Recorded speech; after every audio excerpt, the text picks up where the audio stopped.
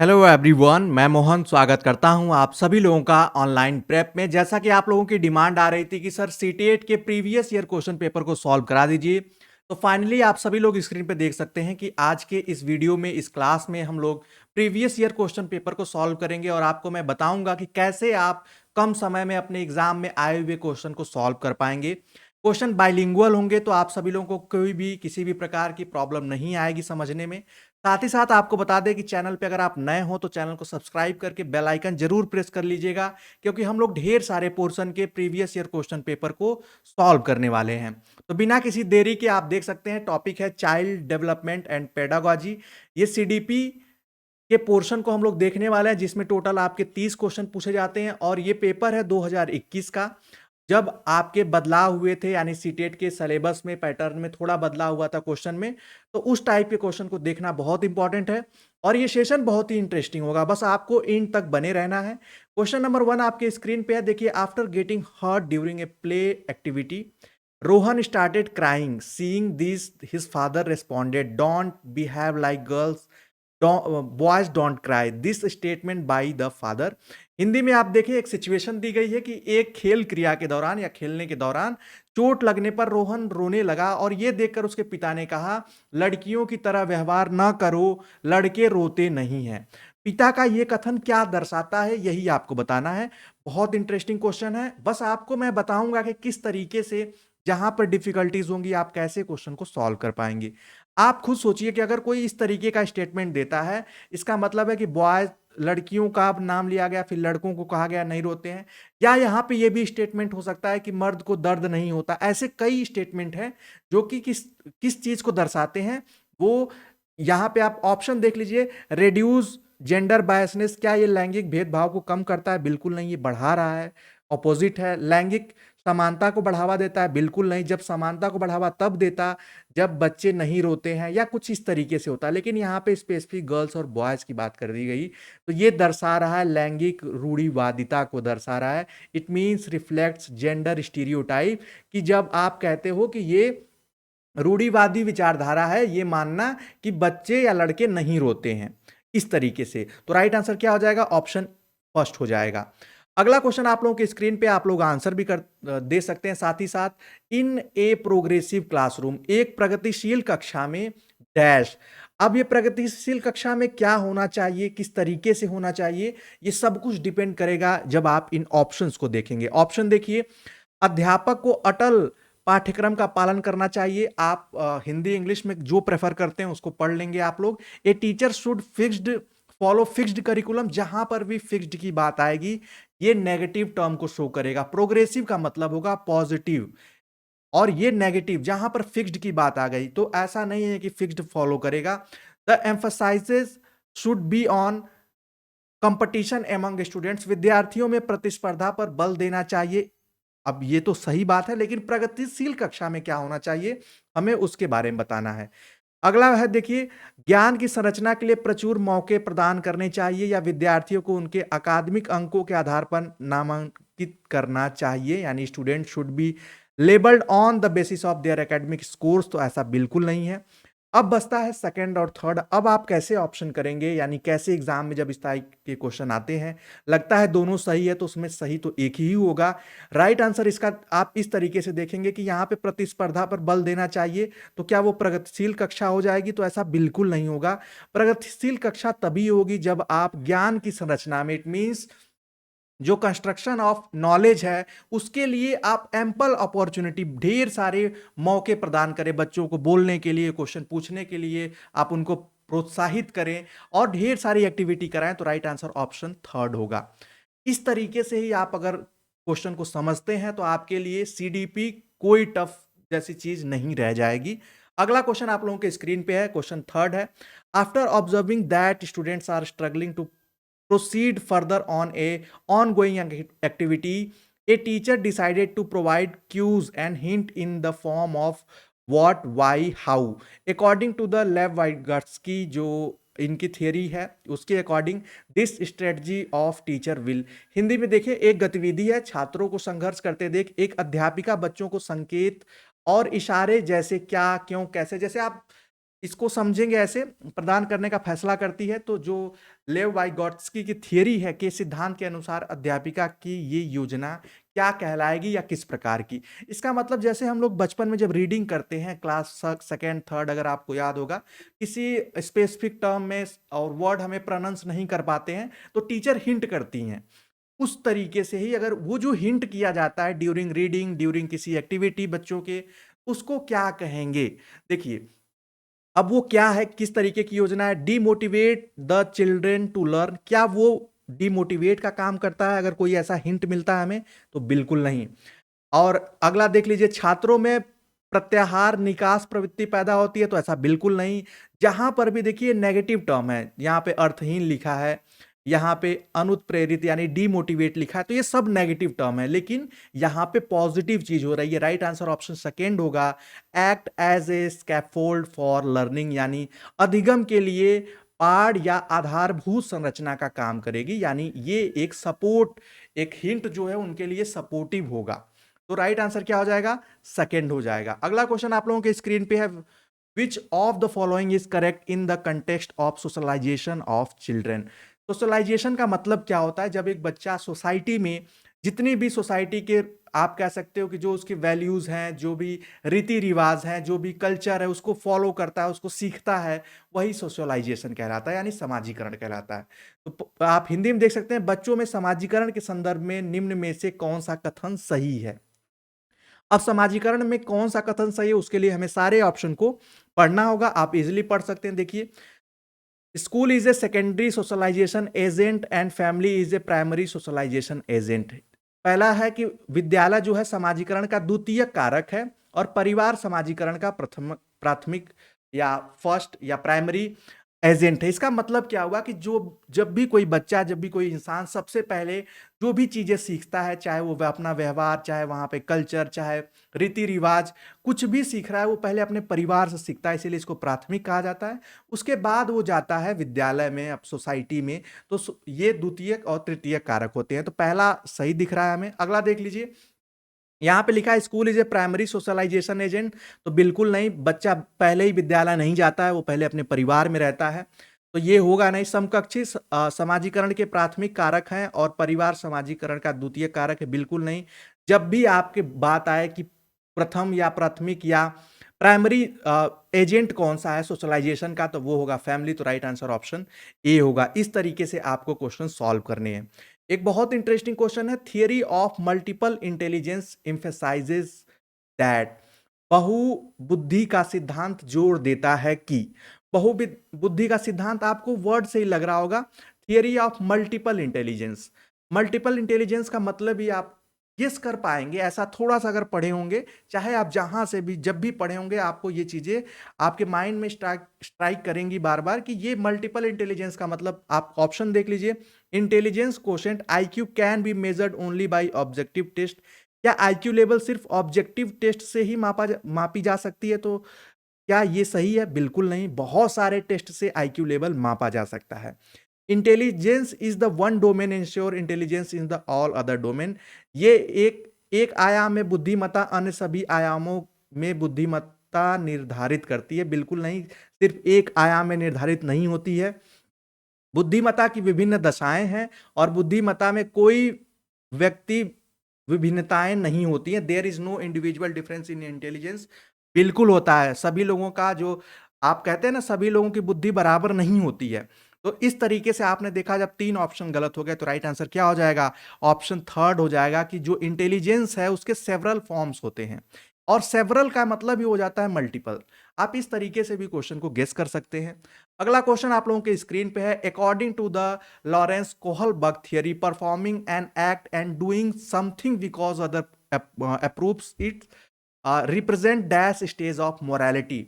आपको पता है कोहलबर्ग का जो थियरी है, कोहलबर्ग का जो सिद्धांत है, वो किस पे आधारित है? वो नैतिकता के विकास या नैतिक विकास के चरण है, जिसमें उसने 3 चरण बताए हैं, और 3 चरण के 2-2 सब स्टेजेस हैं। कुल मिलाकर 6 चरण हो जाते हैं।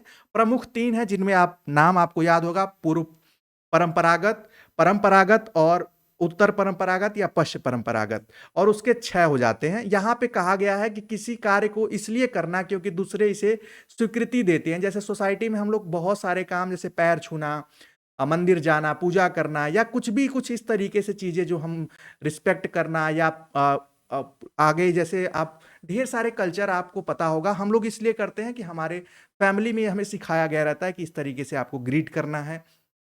अब ये हम कर रहे हैं तो ये नैतिक विकास के किस चरण को दर्शा रहा है, ये आपको बताना है। राइट आंसर इसका क्या हो जाएगा? देखिए, जब हम कुछ ऐसी चीज़ों को फ़ॉलो करते हैं जो सोसाइटी में पहले से हो और लोग मानते हों कि ये करना चाहिए, तो उसको उसको देख के ही ऐसा लग रहा है कि ये प्रथागत है, यानी जो प्रथा चली आ रही है, हम उसको फ़ॉलो कर रहे हैं। राइट आंसर क्या हो जाएगा? कन्वेंशनल हो जाएगा। राइट आंसर ऑप्शन सेकंड होगा। अगला क्वेश्चन आप लोगों के स्क्रीन पे है। फिर एक क्वेश्चन आता है लेव वाइगोट्स्की से। आप देख सकते हैं कि यहाँ पे लिखा है कि सामाजिक सांस्कृतिक परिप्रेक्ष्य में, क्योंकि आपको पता है कि वाइगोट्स्की की थियरी है सामाजिक सांस्कृतिक सिद्धांत पे आधारित है, अधिगम प्रक्रिया में डैश के महत्व पर जोर देती है। अब जो लेव वाइगोट्स्की की थियरी है, जो social cultural perspective of learning emphasize importance dash in the learning process, वो किस पे, नाम से ही लग रहा होगा, आप इसको गेस भी कर पाएंगे। क्वेश्चन यहाँ पे क्या होगा? देखिए, यहाँ पे लिखा है कि एट्रीब्यूशन यानी गुणारोपण पे, मोटिवेशन पे, इक्विलिब्रियम पे, बिल्कुल नहीं। राइट आंसर होगा कल्चरल टूल्स पे, यानी सांस्कृतिक उपकरणों पे, क्योंकि ये थियरी है, थियरी का नाम ही है सामाजिक और सांस्कृतिक सिद्धांत थियरी। ठीक है, तो राइट आंसर क्या हो जाएगा? फर्स्ट हो जाएगा।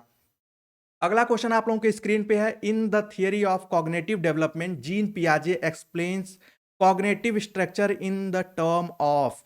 जीन पियाजे अपने संज्ञानात्मक विकास के सिद्धांत में संज्ञानात्मक संरचनाओं को डैश के रूप में वर्णित करते हैं। किस रूप में? आपको पता है कि जीन पियाजे ने संज्ञानात्मक विकास पे कॉग्निटिव डेवलपमेंट थियरी में 4 चरण बताए हैं, 4 स्टेप्स बताए हैं, और उनको अगर यहाँ पे देखा जाए तो किस रूप में उन्होंने उसको वर्णित किया है, ये आपके एग्जाम में क्वेश्चन आता है। तो यहाँ पे देखिए, साइकोलॉजिकल टूल्स के रूप में तो बिल्कुल नहीं, स्टिमुलस रिस्पॉन्स यानी उद्दीपक अनुक्रिया संबंध में तो सेकंड भी नहीं होगा, जोन ऑफ प्रॉक्सिमल डेवलपमेंट तो ये भी नहीं। राइट आंसर होगा स्कीमाज। आप अगर जीन पियाजे की थ्योरी पढ़े होंगे तो उन्होंने स्कीमा पे बहुत जोर दिया है, मनोबंध जिसको हिंदी में कहते हैं। अगला क्वेश्चन आप लोगों के स्क्रीन पे है। यहाँ पे देखेंगे आप सभी लोग, 9वां देखेंगे, pre operational stage in gene Piaget's theory of cognitive development characteristic is a dash. यहाँ पे जीन पियाजे के संज्ञानात्मक विकास के सिद्धांत में पूर्व संक्रियात्मक अवस्था में विकास का मुख्य गुण क्या है? आपको पता है कि अगर आप जीन पियाजे के संज्ञानात्मक विकास की थ्योरी पे जाएं, आप अगर उसको इंग्लिश में लिखना चाहें तो SPCF से आप याद रख सकते हैं, और बाकी हिंदी में संवेद पेशी हो जाएगा, फिर उसके बाद मूर्त हो जाएगा, फिर अमूर्त हो जाएगा, औपचारिक हो जाएगा। हालांकि उसमें संवेदी के बाद आता है पूर्व संक्रियात्मक आता है, उसमें नाम अलग है, उसको हम लोग किसी एक वीडियो में देख लेंगे। यहाँ पे इसका आंसर आपको करना है। क्वेश्चन नंबर 9 का जो राइट आंसर हो जाएगा, आप सभी लोग जल्दी से बताएंगे कि ये किस स्टेज की बात कर रहा है। ये आपके सेकेंड स्टेज की बात कर रहा है, प्री ऑपरेशनल की बात कर रहा है। और प्री ऑपरेशनल में जो फोकस किया जाता है, इसमें मुख्य गुण होता है, वो होता है सेंट्रेशन इन थॉट्स, यानी विचार और सोच में केंद्रीकरण का, खुद के बारे में सोचना, आत्म केंद्रीकरण भी इसी के अंतर्गत आता है। राइट आंसर ऑप्शन सेकंड हो जाएगा। अगला क्वेश्चन आप लोगों के स्क्रीन पे है, which of the following statement is correct in context of development. अगर आपने विकास पढ़ा होगा, विकास और वृद्धि पढ़ा होगा, तो इसका आंसर बहुत इजीली कर पाएंगे। विकास के संदर्भ में निम्न में से कौन सा कथन सही है? 10वें का आंसर करेंगे आप सभी लोग। विकास की दर सभी संस्कृतियों में सभी के लिए समान होती है, तो बिल्कुल नहीं, विकास सबके लिए कभी समान हो ही नहीं सकता है। विकास केवल विद्यालय में होने वाले अधिगम से होता है, बिल्कुल नहीं। जब नेगेटिव, जब लिमिट कर दिया जा रहा है, इसको देखेंगे आप सभी लोग, सीमित कर दिया जा रहा है, तो ये नेगेटिव शो कर रहा है। विकास केवल बाल्यावस्था के दौरान ही होता है, बिल्कुल नहीं। राइट आंसर होगा डेवलपमेंट इज मल्टी डायमेंशनल, यानी बहुआयामी या बहुविमी कहते हैं हिंदी में। विकास के बहुत सारे डायमेंशन हैं। ठीक है, तो राइट आंसर क्या हो जाएगा? ऑप्शन फोर्थ वन हो जाएगा, चौथा हो जाएगा। अगला क्वेश्चन आप लोगों के स्क्रीन पे है, sequences of development among children from birth to adolescence is. जन्म से किशोरावस्था तक बच्चों में विकास किस क्रम में होता है? और इन नाम से इन टर्म को देखकर आपको जीन पियाजे का संज्ञानात्मक सिद्धांत याद आएगा, अभी जिस पे हम लोगों ने डिस्कस किया। और उसमें जो टर्म चलता है यानी जो स्टेजेस है वो आपको याद है। सबसे पहले संवेद पेशी क्रियात्मक जो सिद्धांत है उनका, तो यानी पहला तो सेंसरी से ही स्टार्ट हो जाता है, और सेंसरी आप देखेंगे ऑप्शन फर्स्ट में ही दिख रहा है, तो राइट आंसर ऑप्शन फर्स्ट हो जाएगा। बाकी आप मैच कर सकते हैं, कोई दिक्कत नहीं है। बाकी आप पूर्व संक्रियात्मक, फिर मूर्त, फिर अमूर्त या औपचारिक, ये इसको दो नामों से जाना जाता है। तो राइट आंसर क्या हो जाएगा? ऑप्शन फर्स्ट हो जाएगा। और हाँ देखिए, बहुत इंपॉर्टेंट क्वेश्चन है, individual differences in a progressive classroom should be treated as, कैसे ट्रीट करना चाहिए या कैसे ट्रीट होना चाहिए? एक प्रगतिशील कक्षा में व्यक्तिगत विभिन्नताओं को किस प्रकार से देखा जाना चाहिए? अगर व्यक्तिगत भिन्नता है, तो क्या आप इसको मानेंगे कि अधिगम की प्रक्रिया में ये बाधा है? बिल्कुल नहीं। अध्यापक के पक्ष पर असफलता है, तो ऐसा बिल्कुल नहीं है कि अगर कुछ बच्चे बहुत इंटेलिजेंट हैं, डिफरेंट डिफरेंट कल्चर से, डिफरेंट डिफरेंट सोसाइटी से बिलोंग करते हैं, तो वो किसी अध्यापक के पक्ष पर यानी फेल्योर पार्ट होगा टीचर का, ऐसा बिल्कुल नहीं है। योग्यता आधारित समूह बनाने का मापदंड है, या अध्यापन अधिगम प्रक्रिया की परियोजना के लिए महत्वपूर्ण है? तो 12th का जो राइट आंसर हो जाएगा वो हो जाएगा कि जो इंडिविजुअल डिफरेंस है वो अध्यापन और अधिगम प्रक्रिया की परियोजना के लिए महत्वपूर्ण है, कि टीचर इस तरीके से प्लान करेगा कि सभी बच्चों को समझ में आए। और आपको पता है कि अगर एक क्लासरूम में बहुत इंटेलिजेंट बच्चे हैं और बहुत वीक बच्चे हैं, तो टीचर जो स्ट्रेटजी बनाता है वो एवरेज बच्चों को लेकर बनाता है, और मैक्सिमम माना जाता है। और इसी टाइप के, इसी रेशियो में सबसे ज़्यादा बच्चे होते हैं इसी ग्रुप में, जो एवरेज आप कह सकते हैं कि आप उसको चाहे ग्रुप मान लीजिए, चाहे आप उसको स्ट्रक्चर मान लीजिए उस क्लासरूम का, उसमें एवरेज बच्चों की ज़्यादा संख्या होती है। तो राइट आंसर क्या हो जाएगा? ऑप्शन फोर्थ हो जाएगा। अगला क्वेश्चन आप लोगों के स्क्रीन पे है, in a inclusive classroom emphasise should be on, एक समावेशी कक्षा में डैश पर जोर होना चाहिए। किस पर जोर होना चाहिए उस पर हम लोग बात करेंगे। क्वेश्चन नंबर 13 का आंसर करिए। देखिए, अभी हम लोगों ने प्रोग्रेसिव एजुकेशन की बात की है, यहां पे इंक्लूसिव एजुकेशन, इंक्लूसिव क्लासरूम की बात हो रही है, यानी समावेशी, यानी सबको लेकर चलना। अब यहां पे क्या है? परफॉर्मेंस ओरिएंटेड गोल्स, सिर्फ प्रदर्शन अभिमुखी लक्ष्यों पर जोर होना चाहिए? बिल्कुल नहीं। अविभेदी समरूपी निर्देश, ये नेगेटिव शो कर रहे हैं। सामाजिक पहचान के आधार पर छात्रों के अलगाव होना चाहिए? बिल्कुल नहीं होना चाहिए। हर बच्चे के सामर्थ्य को अधिकतम करने के लिए अवसर प्रदान करने पर जोर होना चाहिए। राइट आंसर क्या हो जाएगा? ऑप्शन फोर्थ होगा। और पढ़कर भी आपको ये पॉजिटिव स्टेटमेंट लगेगा, बाकी सब लिमिटेड हैं या नेगेटिव हैं। ये अप्रोच अगर आपने ध्यान रख लिया, समझ लिया, यूज करना सीख गए, तो आपको सीडीपी को क्वेश्चन सॉल्व करने से या उसमें कोई प्रॉब्लम नहीं आ सकती है। 14th वन करिए, according to the rights of personal with disabilities act 2016, जो जिसको आप RPWD एक्ट कहते हैं 2016 का, इसमें which of the following term is appropriate to use, यानी दिव्यांगजन आधार अधिनियम 2016 के अनुसार निम्न में से किस शब्दावली का प्रयोग उपयुक्त है? यानी उसमें कौन सा शब्द प्रयोग किया गया है? मंदित छात्र यानी रिटायर्डेड स्टूडेंट? बिल्कुल नहीं। हैंडीकैप्ड स्टूडेंट्स, या स्टूडेंट्स विथ फिजिकल डिसेबिलिटीज, या स्टूडेंट्स विथ क्रिपल्ड बॉडी? आपको एक चीज आप इसको गेस कर सकते हैं कि विकलांग की जगह हम लोग दिव्यांग शब्द प्रयोग कर रहे हैं, और विकलांगता को हम दिव्यांगता शब्द प्रयोग कर रहे हैं। अगर ये आपके माइंड में ये चीज होगी तो आप इस क्वेश्चन का देखते ही आंसर कर देंगे। राइट आंसर हो जाएगा option third, students with physical disabilities, जिसको हिंदी में छात्र जिसे शारीरिक दिव्यांगता हो उनके बारे में बात कही गई है। विकलांग शब्द का प्रयोग अब नहीं किया जा रहा है, नहीं मंदित छात्र, और छात्र जिसका शरीर अशक्त शरीर है, यहाँ पे सिर्फ शरीर नहीं, यहाँ पे मानसिक रूप से भी दिव्यांगता हो सकती है। तो राइट आंसर ऑप्शन थर्ड होगा।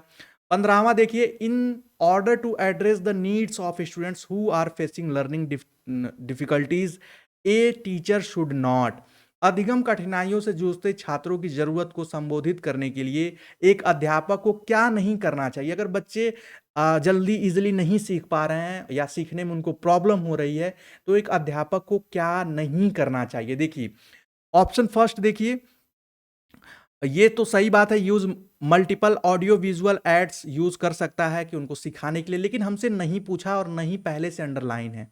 तो पहला तो नहीं होगा, क्योंकि ये तो सही बात है पॉज़िटिव। हमें इसका मतलब जब नहीं लिखा है तो हमें नेगेटिव टर्म को सर्च करना है, नेगेटिव टर्म ही राइट आंसर हो जाएगा।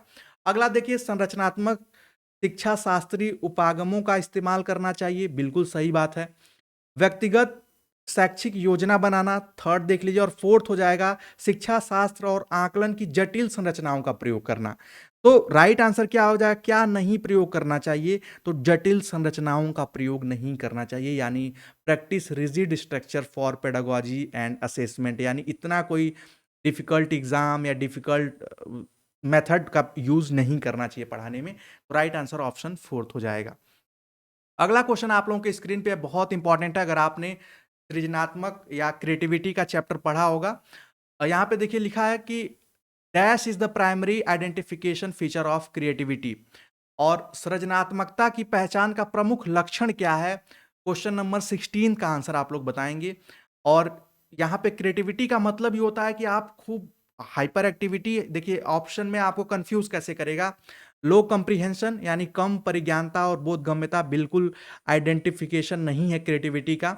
अब आपको इन एक्टिविटी इन अटेंटिवनेस भी नहीं हो सकता है, असतर्कता भी नहीं हो सकता। अब ऑप्शन आता है सेकेंड और थर्ड। हाइपर एक्टिविटी होने से क्रिएटिविटी नहीं हो सकती है जब तक आपकी डाइवर्जेंट थिंकिंग ना हो, अपसारी चिंतन ना हो। मतलब एक पर्सन जो हो वो ढेर सारे अलग अलग तरीकों से सोचे किसी भी चीज को लेकर, तभी वो क्रिएटिव हो सकता है।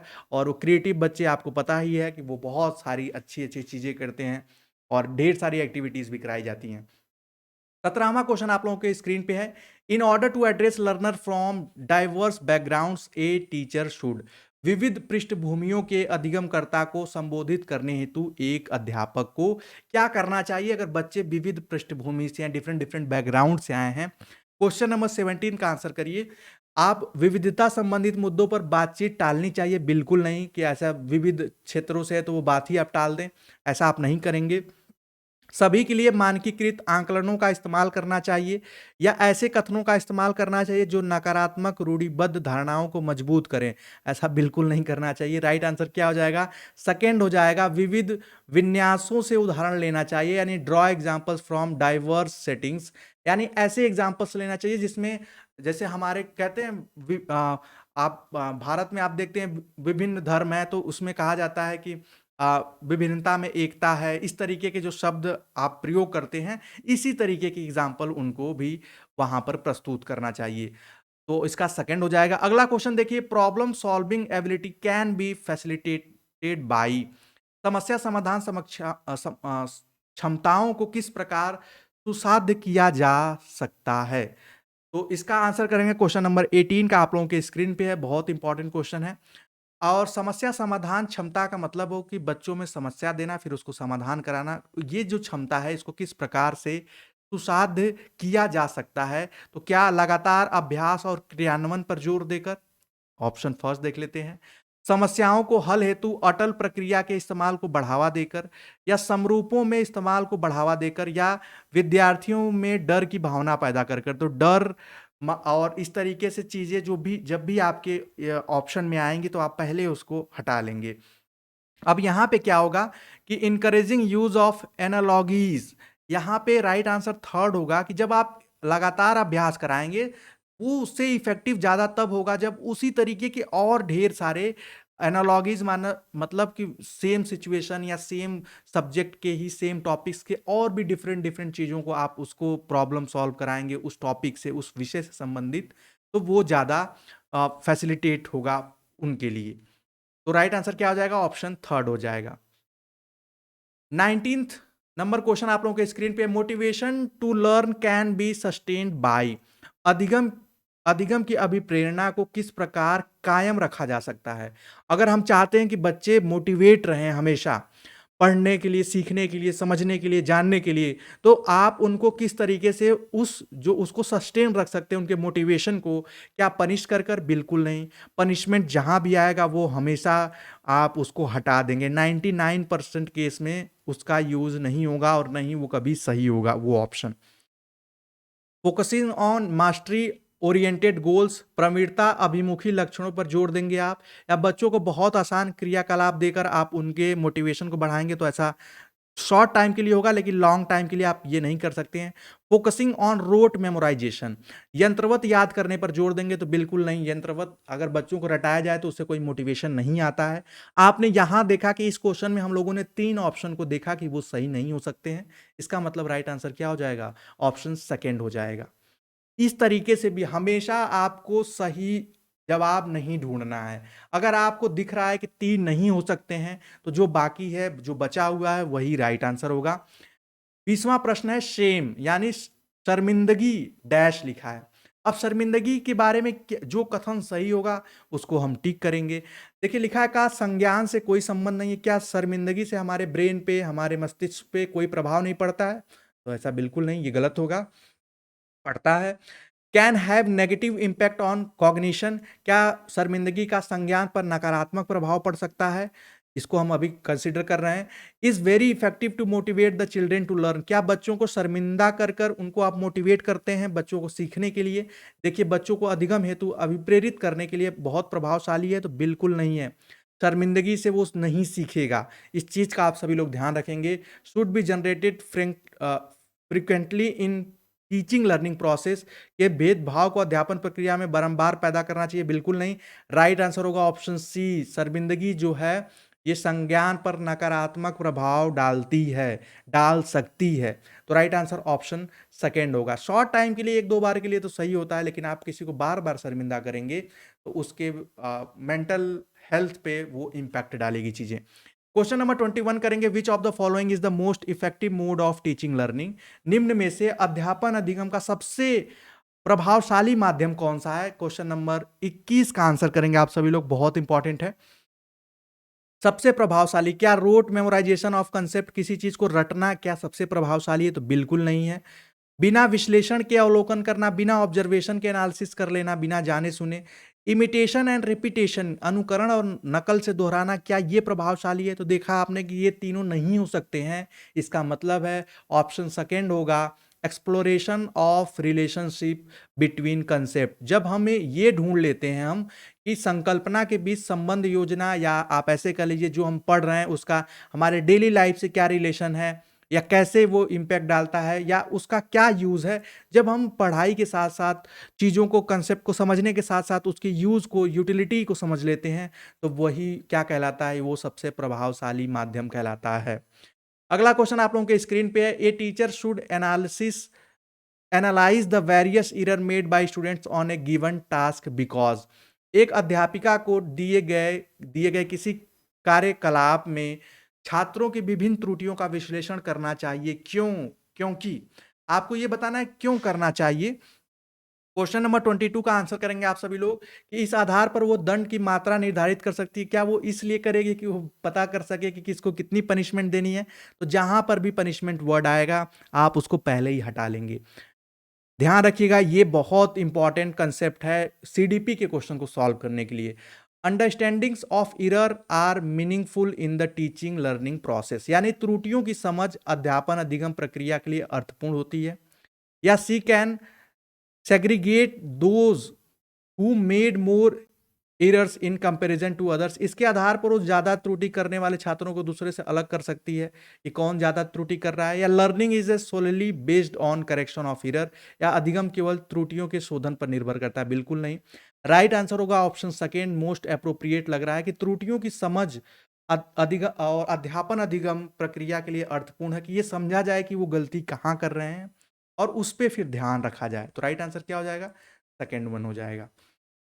अगला क्वेश्चन आप लोगों के स्क्रीन पे है, देखिए इसका आंसर करिए। It is difficult for children to learn when, बच्चों को सीखने में कठिनाई होती है जब।